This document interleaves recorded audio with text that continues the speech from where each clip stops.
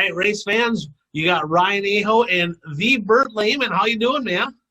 I'm doing good. How about yourself?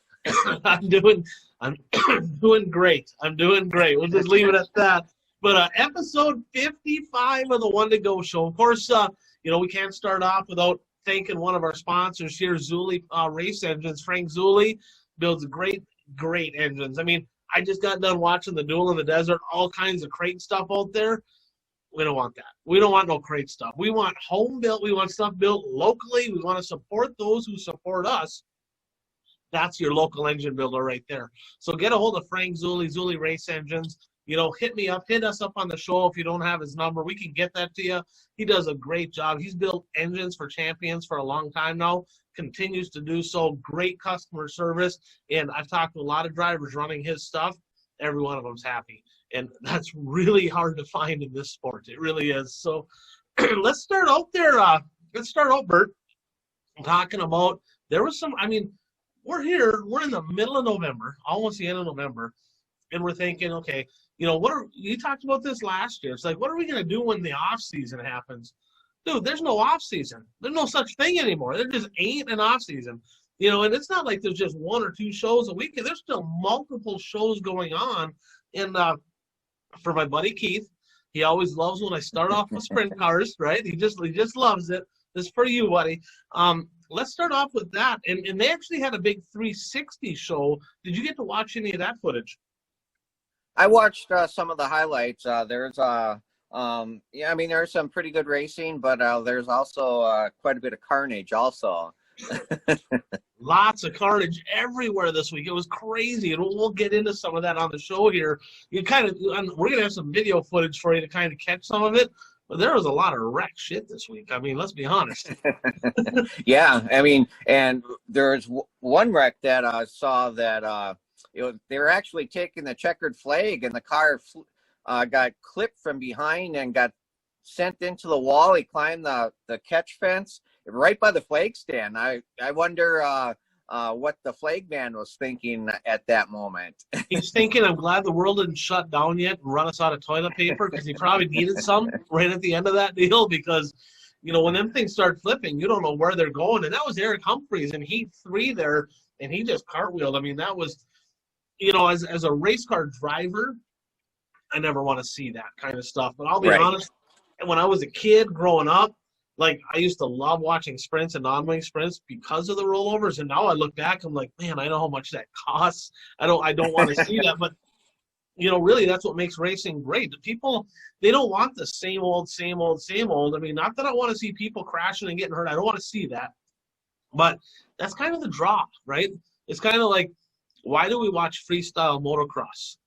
Well, the jumps are cool, but you're kind of wondering if they're going to make it. You don't really know. And that's kind of with these sprint cars. You see some tumbles out there, and it's like, holy cow, it's not if they're going to roll over, it's when they're going to roll over. Right. And that was a pretty violent one. I don't know who the guy was, and I don't even remember what race it was, but it was the same event. He lost control, and he, jumped over, the barrier into the infield, and he, went yard sailing into the infield. Did you see that deal? I did not see that one. As a guy that's been doing some victory lane interviews and kind of been down in the infield, here's a reminder: keep your head on a swivel, because those cars, I'm telling you, you just don't know where they're going to go. And I've raced against a lot of guys that, quite frankly, they spent more time crossing the track than they did on the track, because they're like windshield wipers. And so you just don't know where they're going to go. But keep your head on a swivel, because things can happen that fast. And you got to really be paying attention. So nobody got hurt in either one of those instances. The winner of that deal, J.J. Hickel, he got, 360 guy from out there, don't know him. But a couple of the World of Outlaw guys were there. Carson Macedo, both of the Kadings were there. Ian Madsen was there. I think Macedo got second in that deal.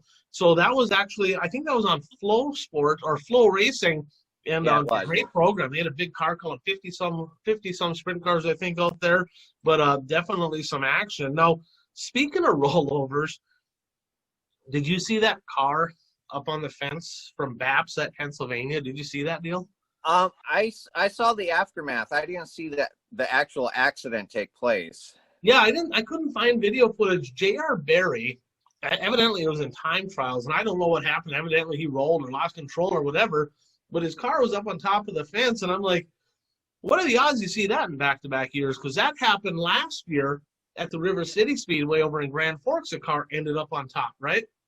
You know, and I think from what I understand, the World Racing Group or whoever's in charge of the World of Outlaws made Grand Forks make some changes to their track because they thought it was unsafe. Now you see another sprint car hung up on top of a fence. So you don't see that very often, and fortunately nobody got hurt in that one either.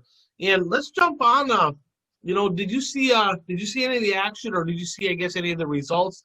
There was another sprint car race, the USCS Battle of the Beach, down at the Southern Raceway in Milton, Florida. I did not see any of that one. Yeah, Ricky Stenhouse Jr. actually doubled up on that one. So I did see you're now that you mentioned Stenhouse Jr., I did see the highlight. I watched the highlights from that race. You did? Was it? I didn't watch any, but I just kind of caught a little bit on Facebook. Was the racing good, or? I mean, from what I saw, the little bit that I saw, the racing looked pretty good, and you know, Stenhouse was going back to his roots and performed well. That's a unique place, Bert.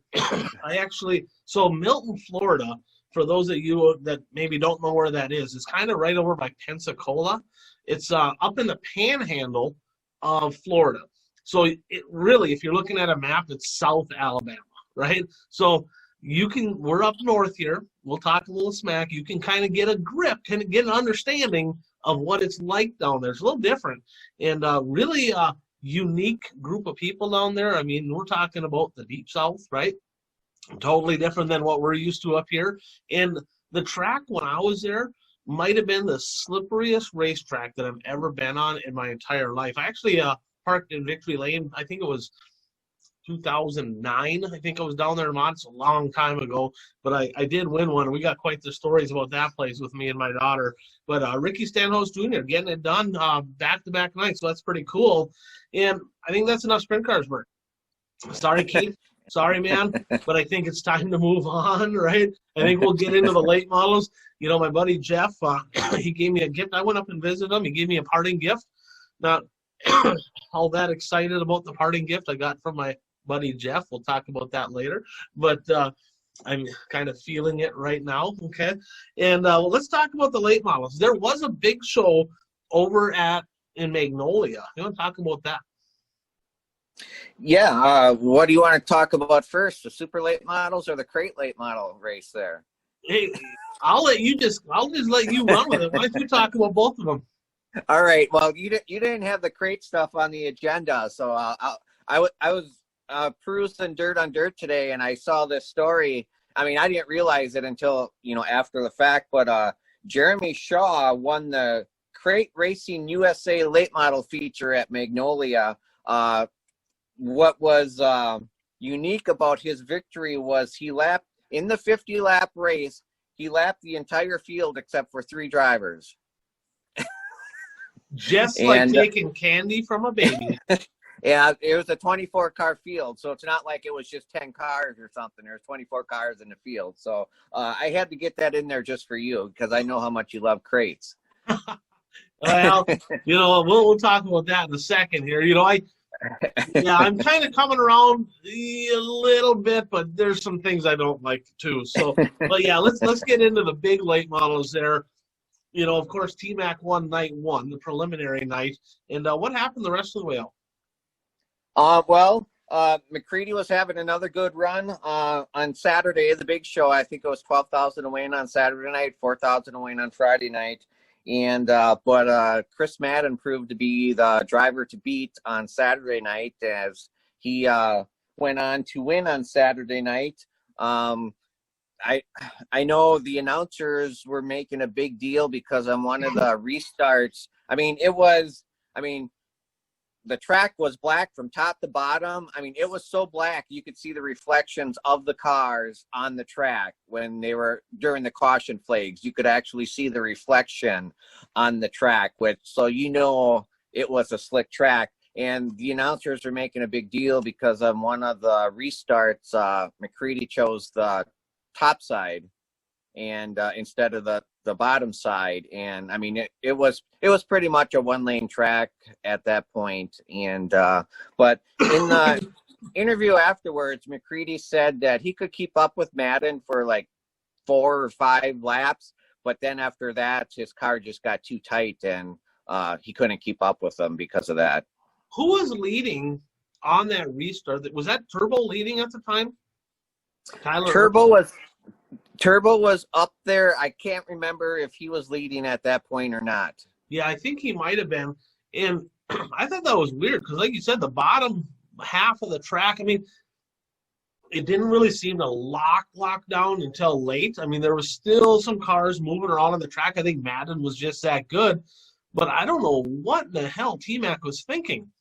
Like, I mean, the guy that was leading the race was kind of running middle to high. He was running up high anyway.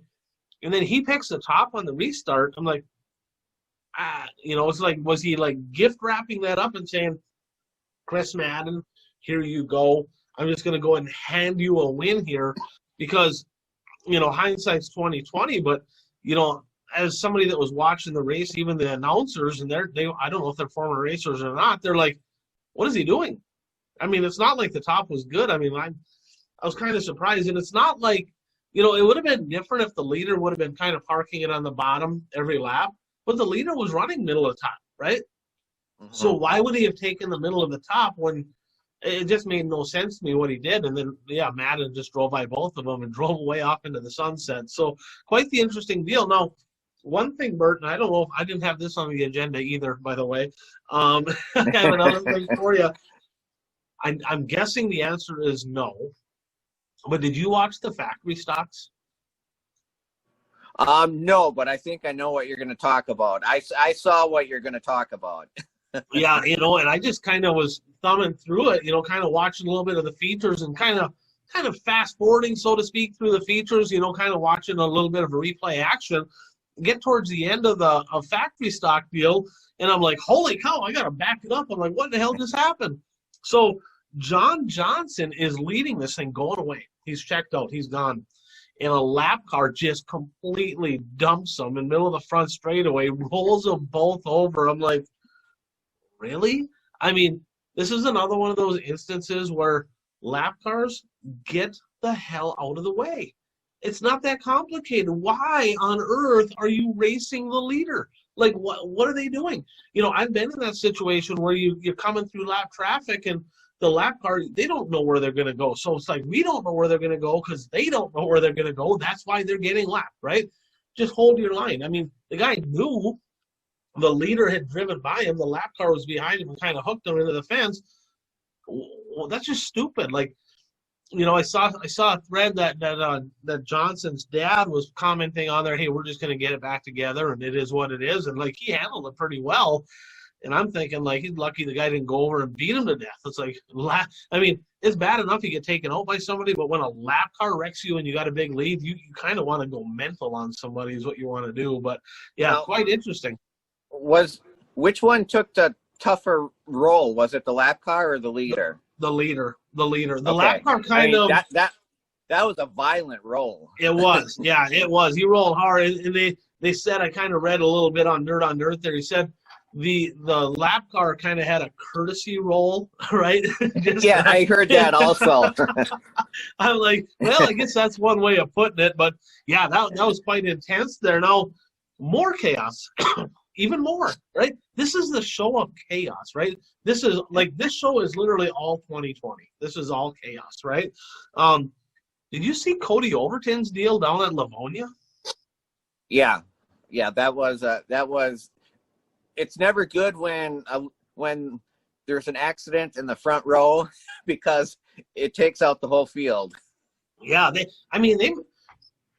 I pick on crate late models a lot, and I will say that the group over in Watertown seems to be doing better than the group over in Fergus, because in Fergus they're yard sailing stuff. I mean, destroying stuff, and in this crate late model race at Livonia, they made it all the way to the end of the front straightaway before they wrecked half the field. I mean, that's pretty good. I mean, they did, at least they made it past the flag stand. Drew Benfield actually. I mean, you can watch the tape here. You make the call on this. I mean, I give a moron of the week, right? Actually, Jeff texted me that. He said, moron of the week. I'm like, no doubt about it. They're heading down the front straightaway. Overton gets the lead. And as you can see, the guy just turns sharp left, hooks his right rear, stuffs him right in the wall, and wrecks half the field. I mean, you can see the melee afterwards with this deal. I mean, it's absolutely crazy and uncalled for. Another one of those examples where, thank God, right? Because that's down in Livonia. That's Georgia, right? Is that where that is, or is it South Carolina? Somewhere down south down there. I'm not sure where Livonia is. I feel like I should know that. We've watched it enough. But the fact is they don't get snow. You see some of these guys driving on the racetrack, and you just, like, you're thinking, if they lived in northern Minnesota or Wisconsin, like, they'd have to have a record service on speed dial because there's no way they'd make it to work every day. They'd be like, I'm in the ditch again. I did it again. Same spot. Yep, same spot. It's like, are their heads that? I mean, they just not non-talent at all, or just stupid, or I just don't get it. I mean, some of the stuff. I mean, racing deals happen, but sometimes you look at it and you're like, really, you know. And that's one of those examples right here. So that's a little bit about that. Now, here's the deal. Talking about crate late models. Okay, we Overton, obviously, and Cody Overton, for those of you that don't know, or, you know, if you're listening to this, you probably know that's Brandon Overton's brother, I believe, isn't it, Bert? I'm not positive on that, but I would assume so. Yeah, I'm pretty confident on that. Now, here's the deal. So let's talking to crate late models, okay? Did you happen to see racing season's done, right, for all the traveling series, and some racers actually have different hobbies, right? Some like to hunt and fish and golf, and a couple of the top stars in open late models. In fact, the winner of the Lucas Oil late model series and runner up in the World of Outlaws, they actually started a farm together. Did you happen to see that? No, I didn't see that. Yeah. So Jimmy Owens and Ricky Weiss actually started a cherry farm down in Bulls Gap. Oh. And yeah, it was harvest season, so they were down there harvesting cherries. And Ricky actually got 5,000 cherries there on night one, and Jimmy Owens got 15,000 cherries on night number 2. And I mean, it was the world, what was it called here? The Crate Late Model National Championship down at Bulls Gap. And Weiss was running second on day 2. I think at the fuel stop, found a broken shock, so he was done. 70-some crate late models for this deal. $5,000 to win day 1, $15,000 to win day 2. Well, I'm gonna let you start, Bert. I'm gonna let you start. Jimmy Owens won, but I mean, at least he started 10th, so he had to do a little bit of racing at least to get up to the lead. Where Weiss started on the front row, I believe. He set fast time, and I mean, without the broken shock. Well, no, actually, Owens did take the lead on lap 30, so he was leading when the fuel stop took place. But at least he had to race into it a little bit. I'm gonna go with the don't hate the player. He was racing. He was racing somebody. He was racing for somebody. I mean, he didn't even have number 20 on the side of his car. It was number 18. Yeah. Do you know whose car that was? Must have been some local guy, right? Not off the top of my head, no. And I know Ricky, he's working out of the shop at Bulls Gap, so it just made sense for him to be there. I get it, okay? But, like I said, don't hate the player, hate the game, right? I mean, that's what's going to happen. First of all, when you take a crate late model, let's be honest, there's a great article. You can look under the blog section on Dirt on Dirt, and it's called The Case for Limiting Crate Purses. Okay, read that. It's a great article. They put it together, and I agree wholeheartedly what they say in that article. Right? First of all, the crate late model class is mostly comprised of 2 groups of people. It just is. And if you race a crate late, there's no disrespect, but this is really what it amounts to. Number one, it's people that either can't afford or just simply understand math and don't want to spend an absorbent amount of money to hobby race in a late model class. Nothing wrong with that. Okay, they look at it, they're like, why on earth would I spend $50,000 to go make 1,000. Okay, they understand that. They don't want to spend that kind of money. They want to be in a late model, but they either can't or just aren't willing to spend the absorbent amount of money to be in a late model. Okay. Number two, there's a lot of people in that class that even if they had the money, they maybe they couldn't quite compete in that late model class or the mod class, so they drop down into the B late models. It just is what it is. You can hate me or whatever, disagree, whatever. It is what it is. Okay, and there's nothing wrong with it. I would add there's probably a third group, a group of young drivers who want to get the experience racing a late model with the hopes of eventually moving up to a super late model. Very good point. Very good point. I left that one out. You're exactly right. So a lot of people that are aspiring to move up that are maybe kind of beginner, like the beginner late models, okay? So one of those three groups of people, nothing wrong with that class at all. It's just a group of, it can be pretty competitive. Well, in order for that class to flourish, for God's sake, keep the costs down, right? I talked to DJ Tesh, and he won the championship. I don't remember what year his car is, but it's old, right? Almost all of them create late models, and limited late models in Watertown. They're like old cars, just about all of them. And they win races. I mean, we're talking 10, 15-year-old late models, right? So they're still winning races. That's all you need for a crate. You don't need to have all this top-notch, brand-new equipment. And now here's what happens, though. The minute they start throwing big money at it, and that article touches on, should never pay more than $2-3 grand to win or whatever the number was in there. I agreed wholeheartedly with that. Because the minute they start paying more, two things happen. One, the drivers look at that person, they're like, oh, we better have new tires. We better have this, and we better have that. They start spending more money. And number two, it attracts top-tier drivers. The B-Mods, they do the same thing in Wissota.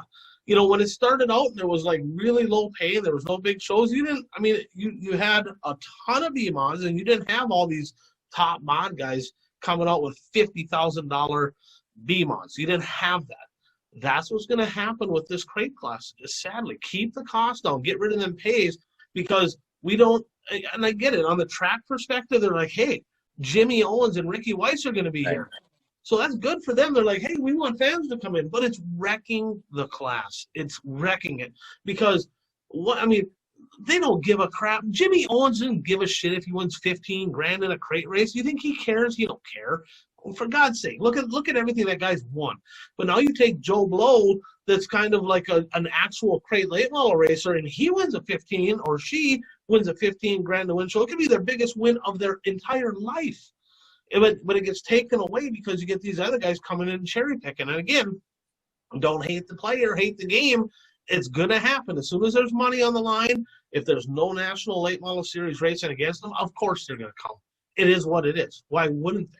Especially Ricky, he lives there. Why wouldn't he? Of course he's going to race. And Jimmy Owens, he had a ride. He's not from far away, right? It was in Newport, Tennessee, so that's right down the road. So he's like, well, heck, I got nothing going on. Hell yeah, I'll drive your car. Why wouldn't they? But that race, winning a race like that, means so much more to somebody that's a regional racer than it does to somebody like that. They just simply, it kind of wrecks it, in my opinion. What's your thoughts on that, Bert?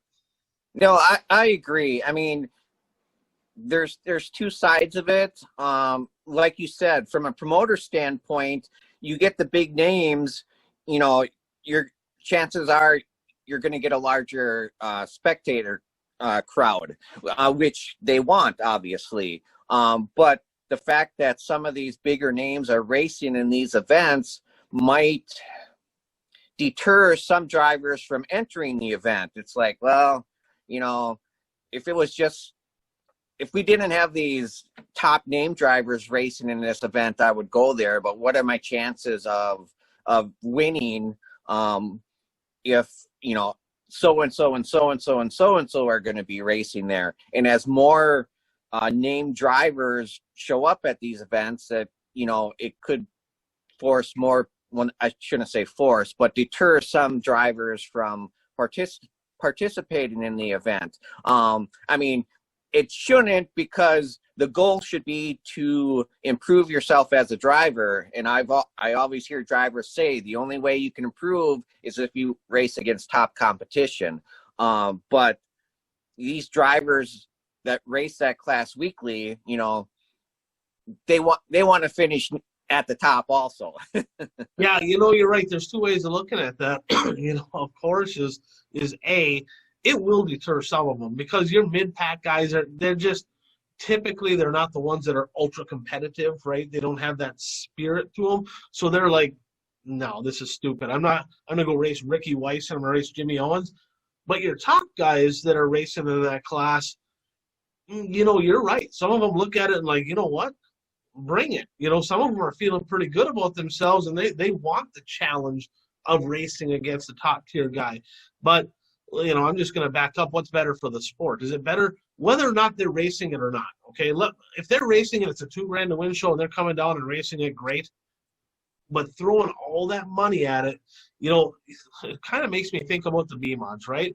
And this is a word to the wise for promoters out there, okay? It just is what it is. You can disagree with me, but you're wrong, okay? I'm just telling you. Is the B-mods, for example, all these promoters are like, oh, we got to have that's the biggest class, so we got to have a big special and a big pay for B-mods because, you know, that's going to be the best thing for the track, okay? Talk about no vision, right? Talk about like short-sighted because they're right. Short term, right? They're looking at it. It probably will be a good show. It probably will be a profitable show. You probably will get a good car count. But long term, what is that doing to the sport overall? See, too many people are looking at the sport on the promoter side going, how can I make a buck at this next show? And too few are looking at how can we make racing better, right? And that, to me, that's a tough deal. And I've struggled with that for the last couple of years because my vision is different than some of these other promoters. These other promoters are like, oh, how can we have a great show and make a ton of money and this and that and the other? But are they really thinking about what's better for the future of the sport? See, I want to see, and I'm thinking you do too, is I want to see regular nights with big car counts. I want to see regular nights with full grandstands. That's not going to happen by driving the cost up. It's not going to. And a special every single weekend is not going to be better for the sport long term. It's just not. And it just drives me nuts. Well, yeah, and it seems like more and more tracks are their weekly show is a secondary thought. You know, their thought is we got to have this big special. We got to have this special this week and this special this month. And just as an example, I mean, Cedar Lake used to be known as they would get weekly late model car counts of high 20s, low 30s. And now late models don't even race their weekly. They have their big late model specials throughout the year and they scatter them in weekly here and there, but they don't race every week there like they used to. Yeah, and what happens there is if you don't build a regular fan base each week, all the specials are doing, and this is just the way it is. Every special, all they're trying to do is hijack fans from all the other area tracks because they're not building a fan base. They're not trying to get more local fans, local involvement. They're like, hey, we got a special, and they're advertising it. Then they're calling all these other tracks saying, well, we're having a special. You should take this weekend off, right? So all they're trying to do is steal fans from all these other tracks instead of trying to build a fan base. See, the special event mentality is killing racing, period. See, as a racer, I would have loved to race for bigger money every single week. But looking back at it, I think I was pretty darn fortunate to race against, when I was in my heyday in the Superstocks, I ran against 35. We had 2B mains in Superstocks just about every single night. That was fun. See, racing a so-called special for more money against 15 cars, that's not fun, okay? Nothing against the guys that are winning all these races now. You know, it is what it is. They can only do what they can. Right? It's not their job to get more cars with their job to go and win. But it's different. You know, you talk about Cedar Lake. I used to go down to Cedar Lake, Bert, and there used to be, I don't know, on opening night, you'd see 60 super stocks for regular pay, $300 to win, 60 super stocks, right? That was just a normal thing. Well, now you see all these specials and all that, and it's like the car counts are just down. I loved racing, and I think the competitive side of racers, they want to win against more cars. They want to, I mean, a win is a win is a win, but there's something special to be said about winning and having to earn your way into the show, right? And Oh yeah, I agree. I mean, back in the early 90s, Shawano Speedway, for several years, they had the highest weekly average car count for IMCA modifieds. There were, I mean, every week there were like 50 mods, and there's 2 or 3 Bs, and just to qualify for the feature was an accomplishment. Where now, you know, you get 20, 22. I mean, you're in the show as soon as you sign in, which is great for the drivers. But I mean, from a fan standpoint, you know, it takes a little bit something away, because you don't necessarily have the competition to get into the show and that sort of thing. And I know we've kind of veered off on the topic a little bit, but I think also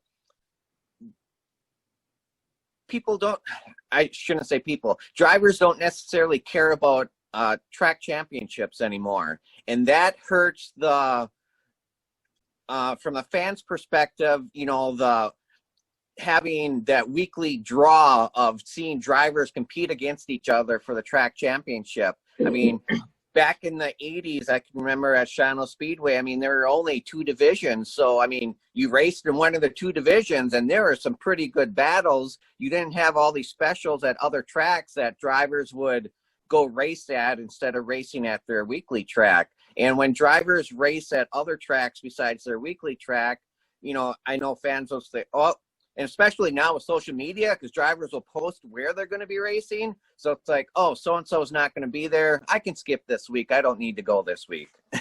Yeah, you know, you're exactly right. But I wouldn't say that drivers don't care about track championships. I mean, maybe some of the top drivers, the people that have done it before, but they're still, I mean, especially the young guys and gals, you see them win their first championship, or, I mean, it's pretty special to some people. And I think that, like you said, I think there needs to be more of an emphasis, because I think they need to get back to making local weekly racing a big thing again. I think because that creates your personal fan base. See, if you're racing the same track, you know, same couple tracks or one track every week, you're building your fan base, right? And then when specials happen, some of those people will follow you to other tracks. But when you have driver A and they don't even have a home track anymore, they're going here, there, Right. there. Now they don't even have their fan base is totally different. There's just not that loyalty anymore. I remember back when I raced, you know, a lot back in, you know, especially the early 2000s. You know, there was a lot of us that had a big fan base, and we would travel, and like our fans would travel with us, and that just simply doesn't happen anymore. So I think that you know, they literally, I mean, mark my words, you can literally look at the schedule from January 1st to December 31st, and there is basically a special somewhere every single weekend. Oh, yeah. But the fact is, they're just not that special. I looked at some of the late model stuff on Dirt on Dirt, and, you know, there's some of them that don't even have a full field of cars. This is their special, and Wasoda's the same thing, but you're looking at less than 24 cars starting the feature in the late models, some of them for $5,000 to win or better. And I'm like, really? I mean, that's not exciting.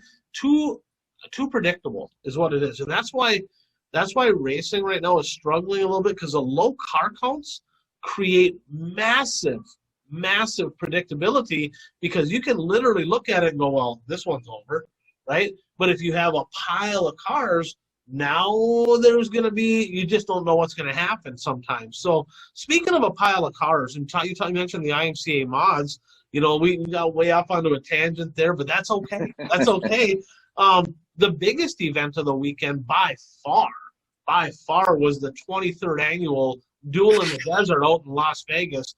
IMCA Mods, Sport Mods, this year they brought back, 10 years later, they brought back the IMCA stock cars, roughly 480 cars.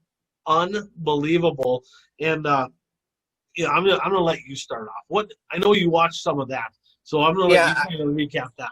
I didn't see any of the preliminary action during the week, but I did watch most of the heat races on Saturday, and I watched the stock car feature and the mod feature. I only saw the first part of the sport mod feature because it was, I don't know, it was like 12:30 and it was just a wreck fest, and I went to bed. But anyway, I counted 6 drivers from eastern Wisconsin who made the trip down there. So, I mean, it was good to see. And all of them made at least one feature during the preliminary night, so that was good. I know Jeff Schmuel, he races a sport mod. I was following him on Facebook, and because he was giving updates on his Facebook page, and a couple of the nights he was unfortunate to draw early heats, and I guess that they really watered it, and the track was slimy, and there wasn't a lot of passing in some of the early heats. So he kind of was that hindered his progress in trying to make the feature on Saturday night. But the only driver who did make a feature on Saturday night was Jeremy Christians in the stock car division. But he took a provisional, and he got that provisional because he had the best point total in a two-day special at Shawano Speedway at the end of July, and he got a provisional for that. So it was good to see him racing it. But I mean, we've talked about this driver a lot throughout the year, and hopefully his move to full-time late model racing isn't going to take all of his modified starts away from him. But Ricky Thornton Jr. is he's just having an unbelievable year, both in a modified and a late model this year. His first ever Duel at the Desert win, what surprised me, right? You know, I think his best finish leading into that was a third, but also he made history again because he's the first driver to ever win both the Boone Super Nationals and the Duel in the Desert in the same year. You know, so $10,000 payday to RTJ. Okay, I'm an RTJ fan. I am. And he, like, Puka should like him more because, like, I love Puka to death, but, like, seriously, this shit annoys me, right? This is like, are you serious? Puka, you're 40 years old, all right? You don't need to try to oppress your kids. Like, I love you, man, but dude, like, seriously, I'm going to stop in Rapids when I'm over this crap that I got going on, and I'm going to curve all your hats for you because I just can't handle this. So then I see RTJ on there, and you see him, and he's kind of that flat build guy. It's like, really? And I guess it is what it is. It's that young generation. But that dude can flat out wheel a race car. He is, you know, we're talking about driver of the year candidates, right? You know, and if you're just leaning, this is tough, right? You look at driver of the year candidates on dirt. Well, who do you get? I mean, you got Kyle Larson's in the conversation, obviously. Brandon Shepard's in the conversation. Overton's in the conversation. How is RTJ not in the conversation? The guy's about dominated modified racing, and he made his presence known in late models. So, you know, you start kind of putting that whole deal together. The sprint car guys, you're going to have Keith and you're going to have Jeff in an all-out brawl because they're going to be going, well, no, it's got to be a late model guy. It's got to be a sprint car guy. Let's face it, what Kyle Larson did was special. It really was. Brandon Shepard, he had a great year. He jumps into a modified, basically had a test weekend, goes out, then he sweeps both nights of the USMPS mods, really, on their finale. So that's impressive. And then you got RTJ, who dominates the IMCA mod scene. He jumps into a late model, and he's got both a Lucas and a World of Outlaw win in 2020, correct? I believe so, yes. Yeah, so I mean, there's some. We got to watch a lot more racing online this year, Bert, than ever before, and it was pretty cool. I felt pretty fortunate to be able to do that.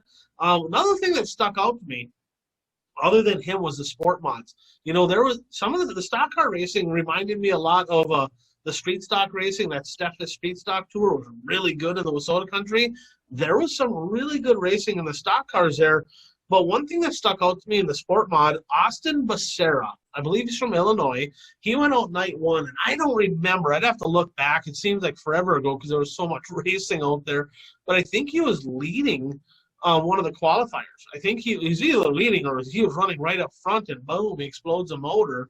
And they didn't give up. They didn't say, you know what, we blew a motor, we're done. No.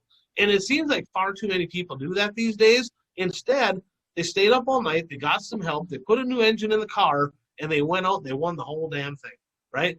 Come now one step further than that. So that's overcoming adversity. That's what a champion's all about, right?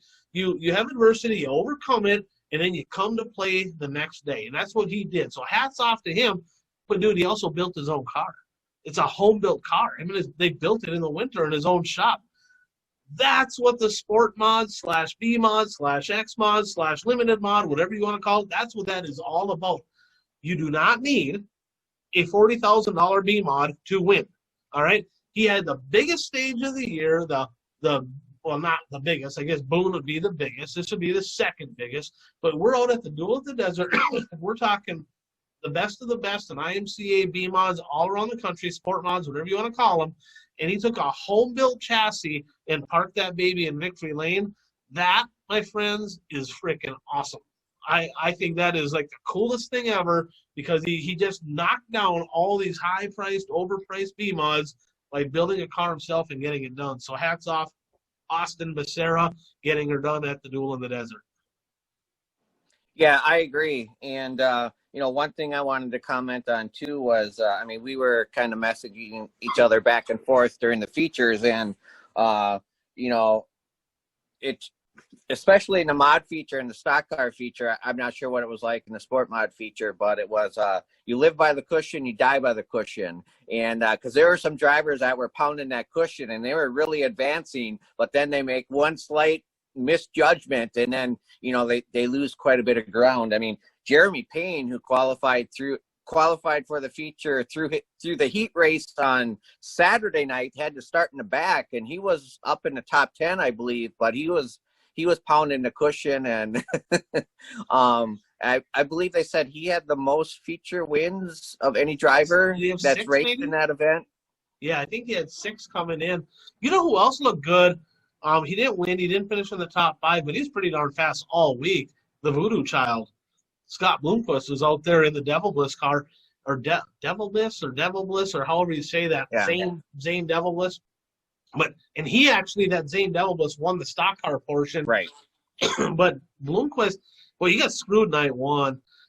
One thing I was impressed with, they don't mess around out there. I mean, I'm telling you, like, people would be spun out in turn 1 and 2, and the field would go by. And they're not, like, we ain't throwing no yellow. Like, we're going to, like, let them come back around. And if it looks like they're going to get hit, then we'll throw the yellow. But, like, they're like, get your butt moving. And I was impressed with that because it's like, bam, bam, bam. I mean, that program, Bert, they were on the ball. I mean, there was no untimely yellows. Like, oh, guy spun out. Oh, we're going to throw the yellow anyway. 700 parade laps. That didn't happen. It was like, let's go. Well, Bloomquist fell victim to that. Night number 1 in his heat race, he started 10th in the heat. Of course, he couldn't draw any worse than that. They literally on lap 1, one of the guys in front of him, I don't know if he spun out, pushed, I don't remember exactly what happened, but they got all crossed up. And Bloomquist all but spun out to avoid this whole deal. No yellow. In fact, there wasn't a yellow the whole race. So not only did he have to regain it, they're like a half a track ahead. He puts that deal in the high gear. He gets back on the pump. Not only did he chase everybody down, he drove all the way back up to 3rd, putting him right on the front row of the B main. He made it into the show, and he kind of didn't. I don't think he did all that great the first night, but he was actually pretty darn impressive. He was pretty fun to watch. He never really had a great starting position really in any of the races, but he went forward in pretty much all of them. And was he the class of the field? No, but he was pretty darn competitive. So kind of fun to see Scott Bloomquist running pretty good in the zero ride. Yeah, I agree with you. And by the way, they are going to make a die cast of that car. I do have one ordered already. But I don't want it. No, you're not going to resell it for like $1,000, are you? No, I'm not going to resell it. But I want to comment on the swiftness of the program also. I mean, I tuned in Saturday night, and it was before the modified heat races, and I don't know what time it was, but then I saw the upcoming races, and there were 12 modified heat races, and then last chance qualifiers, and then the features. This isn't going to, because they're in a different time zone than what we are. It's like it's going to be 3 o'clock in the morning before this is over. I had visions of Alabama in my head yet, and but yeah, I mean, they went through it quick, and like I said, I went to bed probably 5 laps into the sport mod feature, which was the last feature. But it was, I don't know, I think it was like 12:30 or so. So I mean, for that amount of racing, that wasn't too bad. No, I was pretty impressed. I mean, and they minimal track prep. I mean, it locked down towards the end a couple nights, but I mean, it was pretty good racing throughout. And hats off to them guys. I mean, they couldn't have fans, but they had a ton of cars, ton of people there. Sounds like it was a huge success, and we'll talk a little bit later about a couple of big announcements. You want to make one other comment. As the modified feature was rolling out, I was kind of keeping track in my head how many drivers I've interviewed from the starting lineup from the modified feature. I probably interviewed around 10 to 12 of those drivers, with the vast majority of those interviews taking place at the Clash at the Creek every year. So a lot of those drivers from California, Arizona, they travel to Wisconsin and race in the IMCA show at the Clash at the Creek each year. Like Taylor Cool, who races a sport mod, she raced in Wisconsin this last summer, and I interviewed her. She's only like 19 or 20, isn't she? Yeah, just young. Yeah, she's young. She made the feature she made all 3 preliminary features and the A main. She got caught up in some kind of a melee on the final night, but she ran pretty good out there. Yeah, her older brother is Austin Cool, who races a modified. That's how I originally got to know them. Was I interviewed Austin Cool for a dirt modified magazine article, and I found out actually that their dad is originally from the Sheboygan area in Wisconsin. Okay. Yeah, pretty cool deal. And it's pretty cool that you got to interview some of them folks. I might have to make it to the Clash on the Creek Clash in the Creek. Can't even talk next year because I've heard a lot about it, and obviously there's some really good cars. Grabowski and Phillips are usually up there. Hopefully they don't play musical chairs with the lineup deal and all that, but definitely some good cars. So there's still a bunch of racing to look forward to. This week here, I'm looking at my list, and there might be more than this. But I literally have like 5 things written down, starting with the Fall Nationals, right? That's Ray Cook's deal down there. Night 4 of 6 is going to be Saturday at the Sonoya Speedway. That's on Flow Racing. They were going to run another one, but that one got pushed back. Tri-County? That got pushed back a week. Michael Page, of course, he won Night 3 last week at Boyd. So late model fans right there, that's going to be on Flow. So check that out. The next one here, the Turkey Bowl, the 14th annual Turkey Bowl. Did you see anything about that coming up there, Bert? Just that it's $4,000 to win for late models and it's going to be on Springfield Raceway TV or .tv. Yep, Springfield Raceway .tv. So Springfield, Missouri. Now the Blue Gray 100. Okay, this is kind of a unique event. This one down at Cherokee, and this one is going to be on Dirt Vision. Okay, so all you folks that have Dirt Vision out there, you're going, oh man, there's no more World of Outlaw stuff going on. There's still races on Dirt Vision. They give you a little treat here. This is actually going to be the season finale for the Carolina Clash. Dennis Franklin is leading the points coming into the finale, and it's night 1 of the Extreme Dirt Car Series. I don't know if that's sponsored again by the same folks it was last year. I don't want to say that. I don't know for sure if it is. But last year, Madden won that deal in 2019. Now, that's going to be Sunday. And this is kind of one of them deals where it's unique to me because they seem to have a lot of their specials on Sundays, which to me is weird. It just doesn't – I mean, up in our area, Friday and Saturday is the best day for racing. Down there, they have a lot of Sunday stuff. But that's on Dirt Vision there, so we'll be catching that action as well. Now, RTJ fans, Bert, where can they catch the RTJ? Where can RTJ's fans catch them this weekend? At Central Arizona Speedway. They were racing in Las Vegas last weekend, and now they're going to be in Arizona this coming weekend, Friday, Saturday, Sunday. So we'll see if he can win another feature. Yeah, I'm gonna go over and under. I'm gonna guess 3. I'm gonna pick him to win all 3. That's of course on Flow Racing as well. That's the Desert Thunder Nationals in Casa Grande. I've actually been there.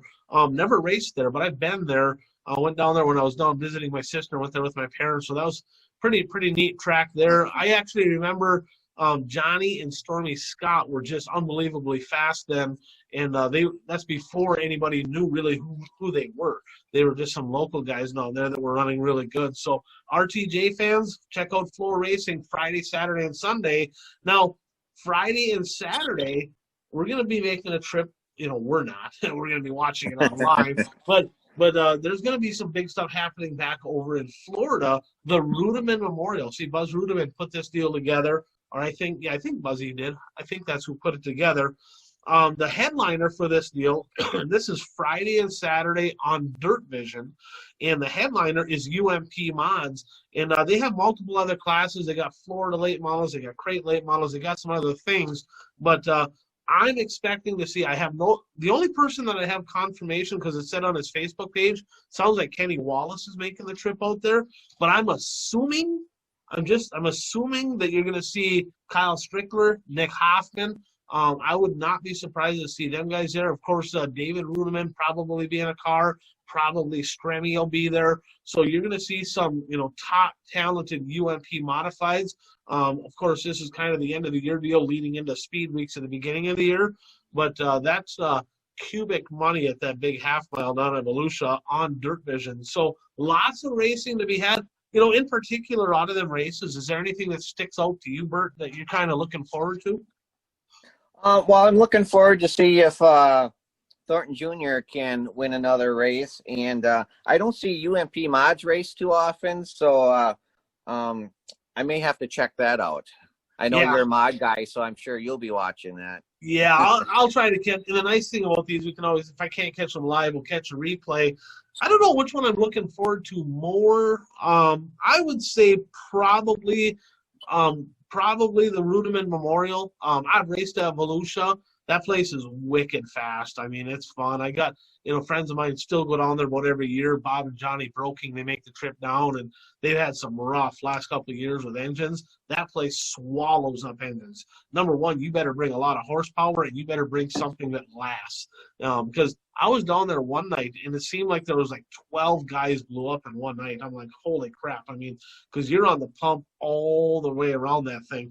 So I expect to see some good racing there. And, Bert, that's going to lead us into the last lap here. Speaking of the duel in the desert, well, I heard a little rumor here about 2021. What do you got? Well, it was announced over the week that super late models are going to be racing at the Duel at the Desert next year.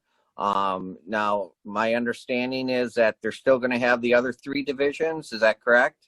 Yeah, that's what I understand. I think they're just going to kind of restructure the format. I don't think they're going to run like full 4 classes of cars every night. I think they realize that that's just not possible, so they're going to do a little restructuring of that. Okay, that makes sense. I mean, when I first heard the announcement, I was thinking, oh, they're going to add another class, especially late models with the big tires. That the track is going to be, it could rubber up very easily. But so hopefully they're keeping that in mind, and they do stagger nights or whatever they have to do to make it work. Yeah, and I have a lot of details yet to come out. I've heard rumors as much as $50,000 to win. I heard rumors that they're gonna work on. I heard Troy Powers is somewhat involved with that deal, helping with the rules package. It sounds like they're gonna try to have some kind of a rules package that allows open lates and kind of like all the different late models to come together. I don't want to say like a Dirt Kings rules, because it's not Dirt Kings rules, but that same theory, right, to where you have all the different packages. That's my understanding. I don't think it's going to be a full-out open late model deal. I could be wrong, but I think it's going to be more of a hybrid to where you can get people from different areas to come. So watch for details to come for that. Now, talking about modified stuff, did you see online, USNTS posted leading into 2021 enhanced purse minimum of 5,000 to win for US MTS shows. Lots of 10,000 to win, several 5,000 to win, but it sounds like nothing below that. Good or bad? What's your thoughts? Well, I mean, we had this discussion a few shows ago when World of Outlaws announced that their minimum to start was going to be increasing. For the drivers, it's great. For the promoters, not necessarily great. It's going to cost more money to host one of the. I mean, I'm assuming with that guarantee increase, it's going to cost more to host one of these races, and I wouldn't bet on seeing any USMTS modified shows in Eastern Wisconsin anytime soon. Over the last probably 8 years or so, they've tried to do a swing up through Northeast Wisconsin on 2 separate occasions where they were racing at 4 different tracks in 5 days or something like that. But from what I heard was that, the attendance was really bad. And if it's going to cost more to host one of these races, I don't see any track in the part of the state where I live trying to host one anytime soon. Yeah, I think the same goes for Minnesota. I just don't see it. Now, I got a couple things on this, really.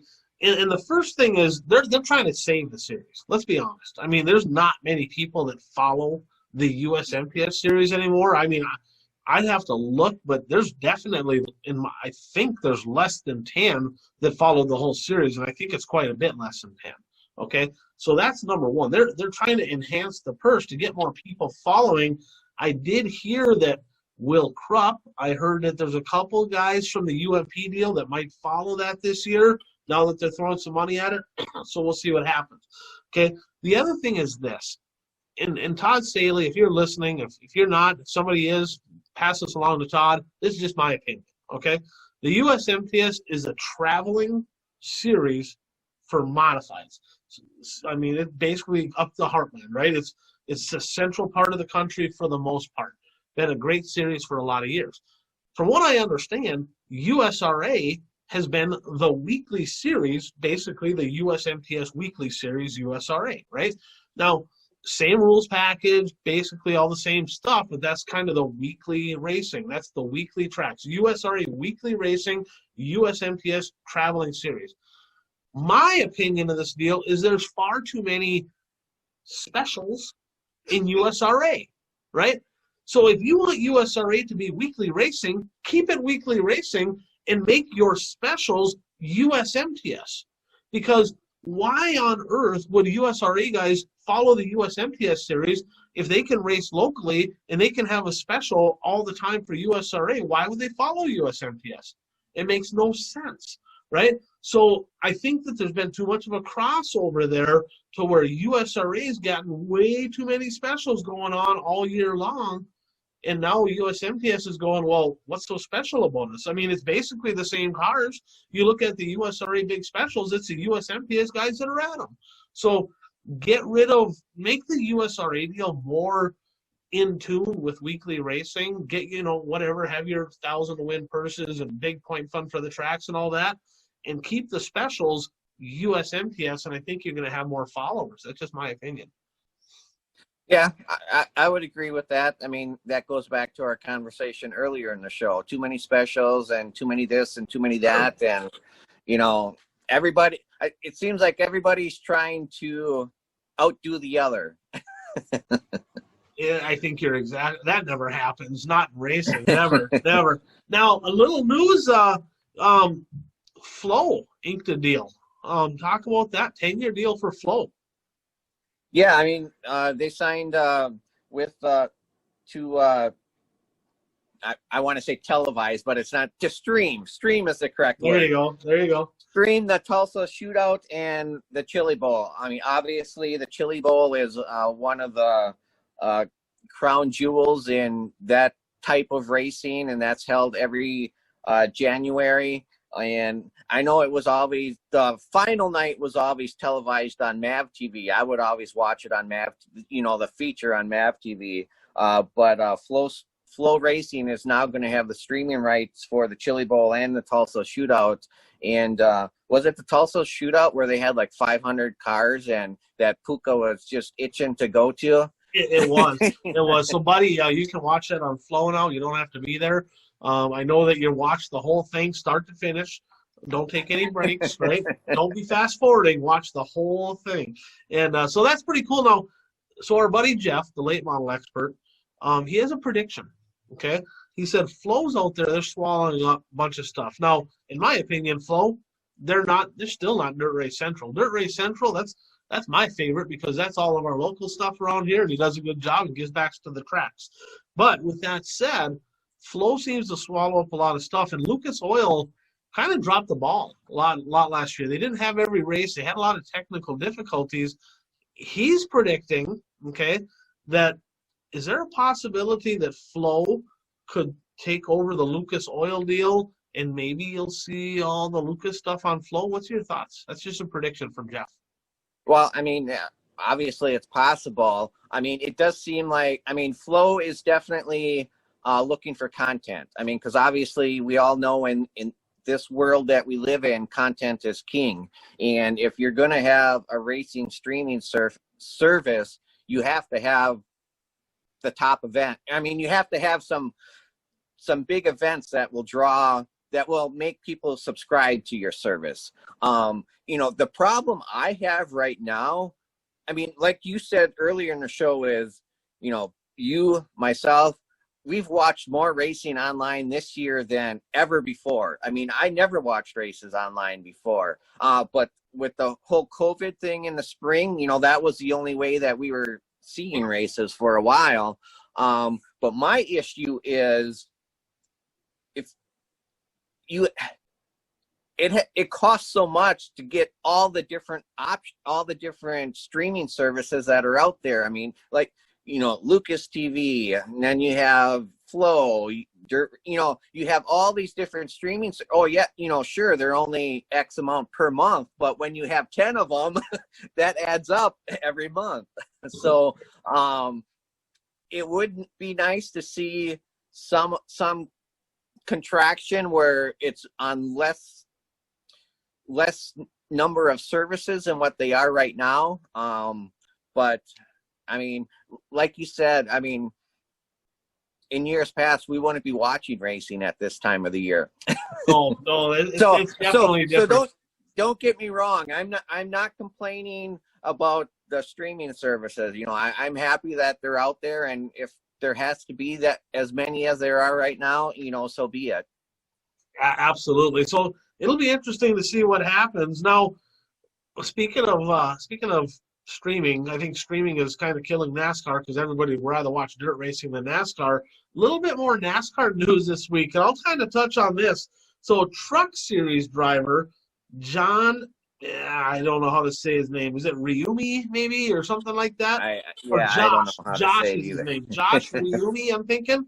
So apparently this dude, okay, he's a truck driver. Apparently he was having a toaster strudel in the morning, right?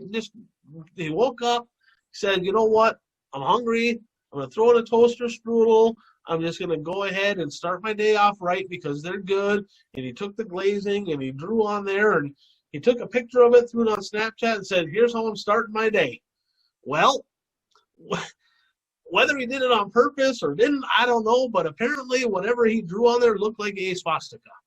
It got on Snapchat. It gets back to NASCAR, and he is now suspended indefinitely from NASCAR for apparently, and I don't know all the details here. I don't know if it's true, not true, whatever, but apparently he drew a swastika on a toaster strudel and is now kicked out of NASCAR. Bert, your thoughts? Well, yeah, I read the story, and I mean, his excuse that he used, it didn't make sense to me. I mean, he tried to make it sound like he just put the frosting on the strudel and that's just the way it showed up. And I don't know, he was rushing his daughter to school or something.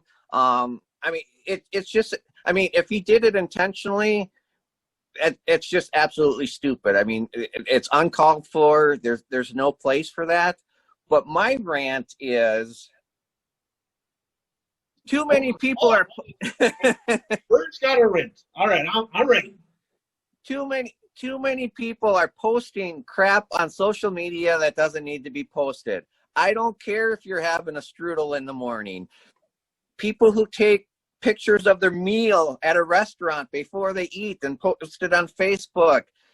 We don't care what you're having. I mean, don't get me wrong. I've been guilty of some of this, posting, pictures of, this is what I'm doing right now and that sort of thing. I have cut back on that because my mentality is nobody cares. I don't have to be out there saying, look at me. And because a lot of times when you say, look at me, that's how you get in trouble. Clearly. So, yeah, again, I mean, put it this way. When I get up in the morning, it takes me 2 hours to wake up. So if I kind of drizzle something on a toast or strudel, there's not a lot of thought going into it. So, I'm kind of looking at it going, man, I hope he just was whatever, just whatever.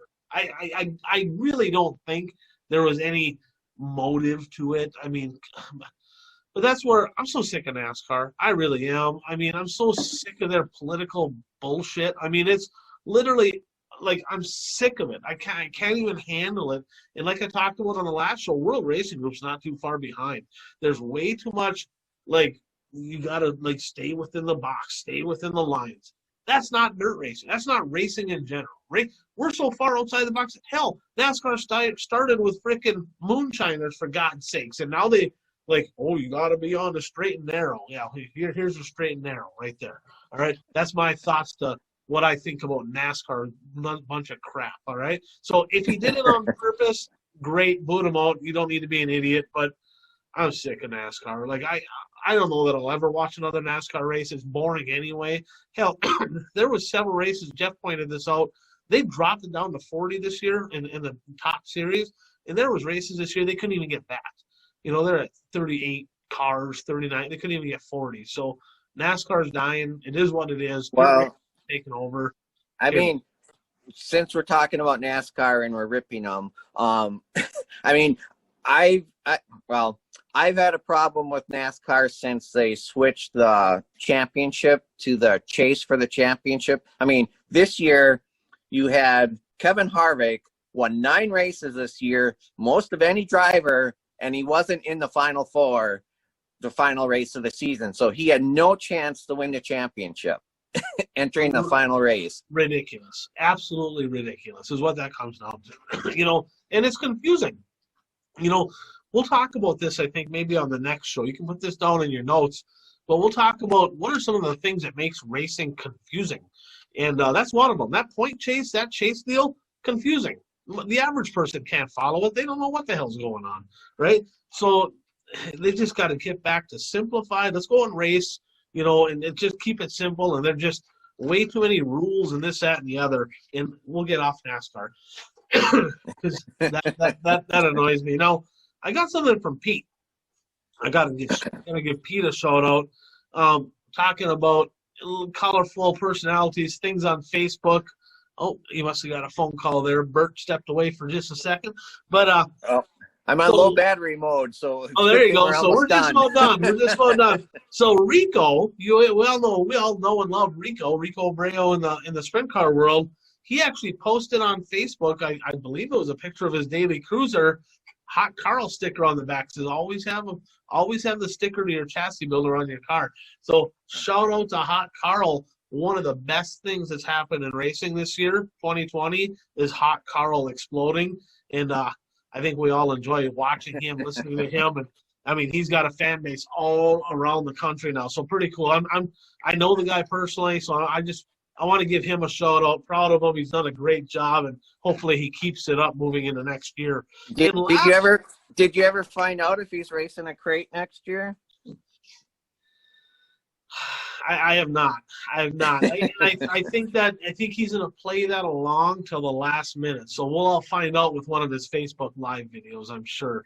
So let's end it with this. I got a picture. Actually, you sent it to me. Why don't you touch on a little action in the Rusty Wallace driving experience. What happened there? Yeah, I just saw on Facebook somebody posted some photos, and I don't know what track it was at, but the person who was doing the driving must have got a little excited or a little scared. I'm not quite sure which, but drove through the bathroom wall at the racetrack. That right there, my friend, is making NASCAR shitty, taking that to a whole new level, right? I mean, actually, I did do a Rusty Wallace NASCAR experience once at the Milwaukee Mile. I didn't drive; I was just a passenger. I mean, it was cool. Right. So, but yeah, I mean, I'm not quite sure if he was really excited or really scared. I mean, I don't know what the hell the guy's doing. Like when you crash off the track, and literally he drove right into the bathroom. Luckily, nobody must have been in there. Sounds like nobody got hurt. Car was destroyed. Bathroom was destroyed. In my entire life, I have never, ever, ever seen a race car crash into a bathroom. I mean, that was a fan experience type deal or whatever, but pretty crazy. So with that said, that's what we got a lot of. And that, I guess that's how we started it, with mayhem and crashing, and we ended it with mayhem and crashing and everything in between. But a lot of racing to look forward to this week, and it turns out I'm going to be kind of laid up here for a week or so, so I'll be able to catch the action online. So I'll be watching that. But any closing thoughts there, Bert? No, I mean, it's hard to believe that we're in the middle of November and it's going to be Turkey Day next week already, and so it's moving quite. I mean, heck, the new season's going to start in a few weeks. It is, and I'm really hoping that I can be free and clear so I can get back home to enjoy Turkey Day. I don't want to be stuck in a hotel quarantining here because this is overrated. I'm not a huge fan of it. So with that said, Ryan Aho, Bert Lehman, we're the One to Go Show. Thanks for tuning in, and like Pook always says, go out there and be your dream. We'll see you guys next week.